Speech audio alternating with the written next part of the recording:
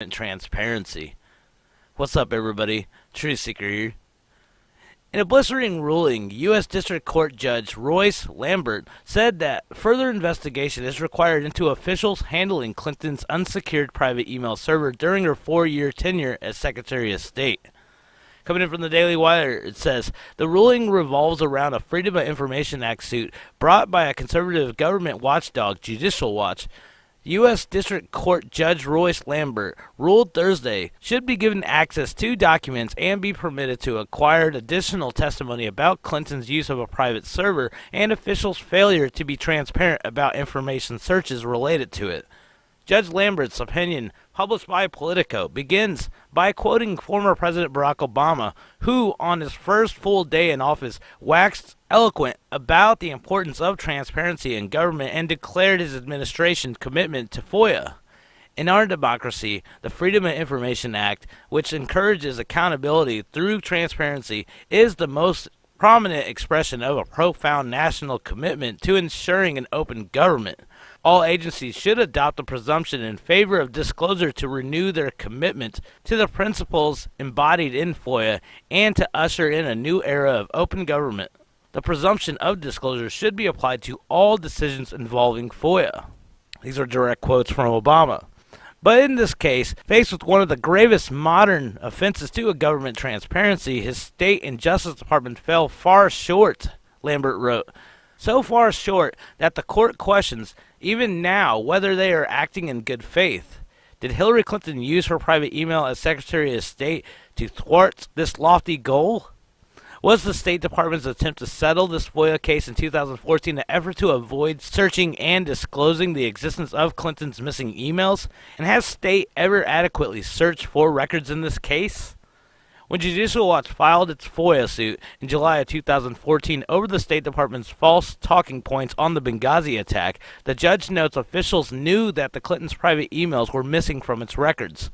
State played this card close to its chest. He wrote, at best, State's attempts to pass off its deficient search as legally adequate during settlement negotiation was negligence born out of incompetence.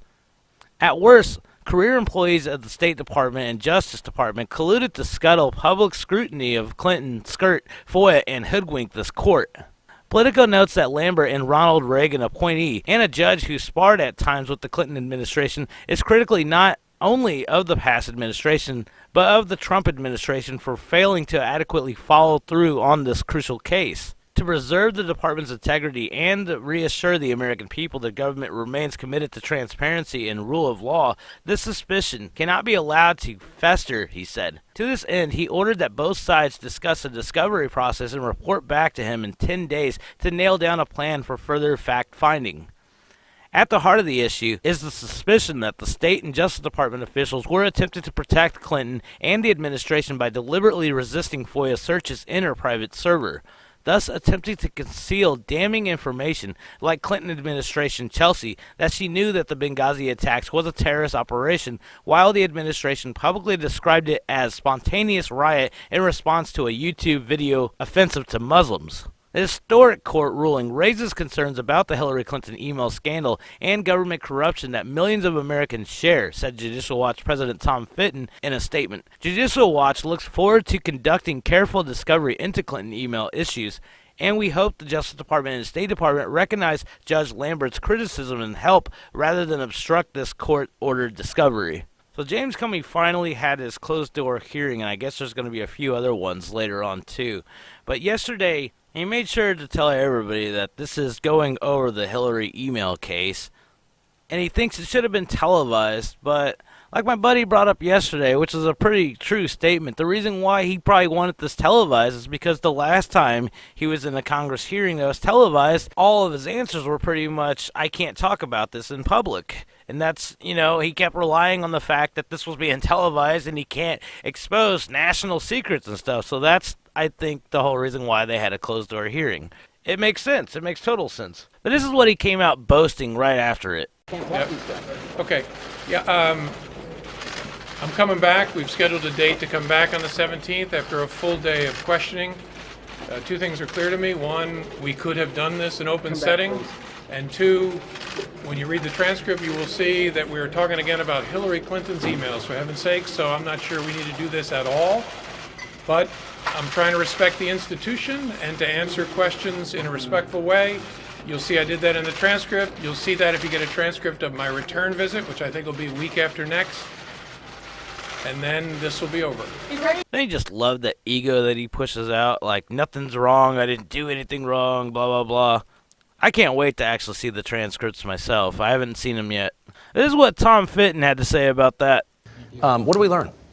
Well, we learned that Comey isn't worried about being prosecuted for any misconduct because he didn't take the fifth. And we also learned the FBI and Justice Department are still hampering the investigation by ordering him not to answer many key questions, according to Republicans who've complained about the way it proceeded. Can I ask you a question, though? Didn't Comey, am I overstating this, and I want to be fair, but it seemed to me like Comey committed perjury last time he testified because he said that he had never participated in leaking while FBI director, and then Andy McCabe, who would know, later said that he had. Did anyone ask him about that? Well, I don't know, but I guess it depends on what the meaning of leak is. I guess it does. And he took those FBI memos, FBI files of Donald Trump, and leaked them with the specific purpose of getting a special counsel appointed. You know, he ought to be under criminal investigation for taking those records and leaking them.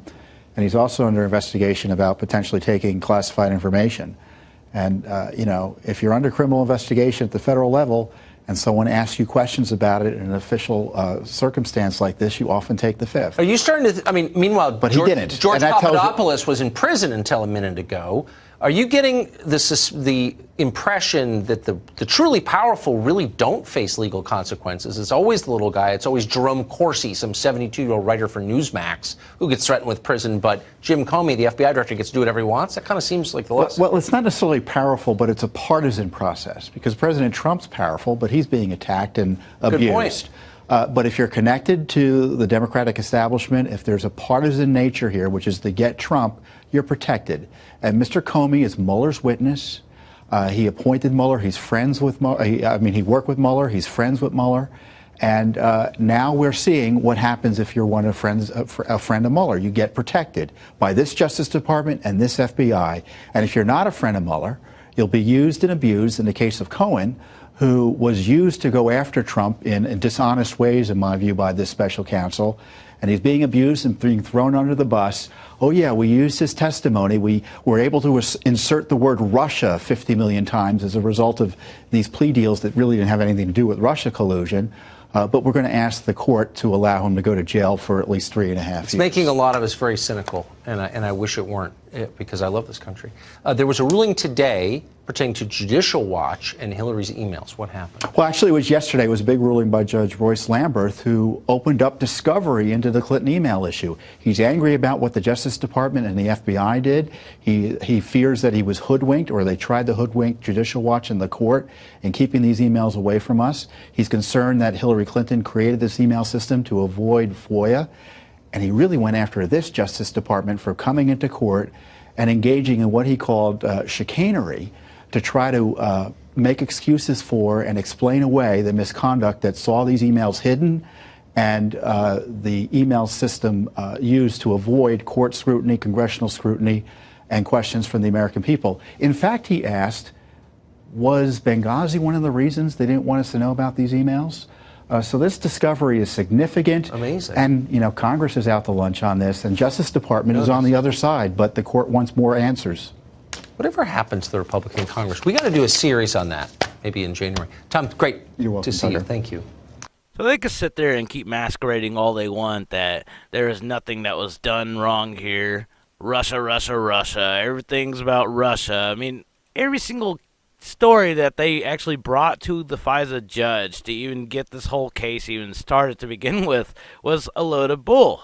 And the real case is about this mishandling of the classified information that was totally distracted by the whole Russia probe stuff.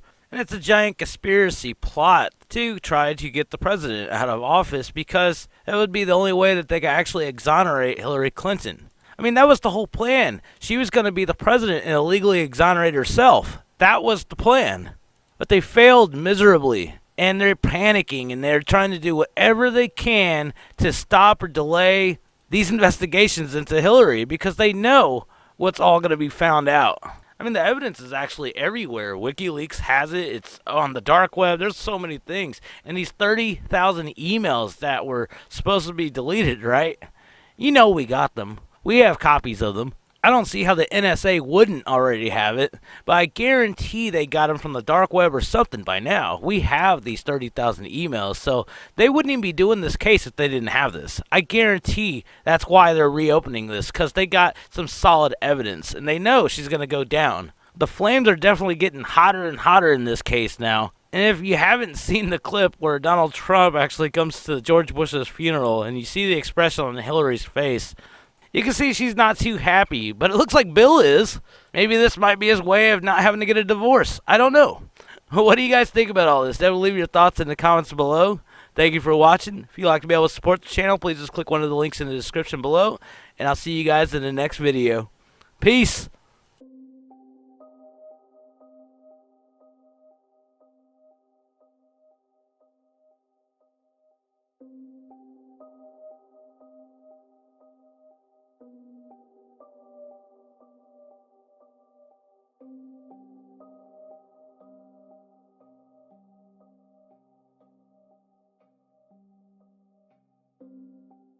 Please subscribe to our channel, like our video.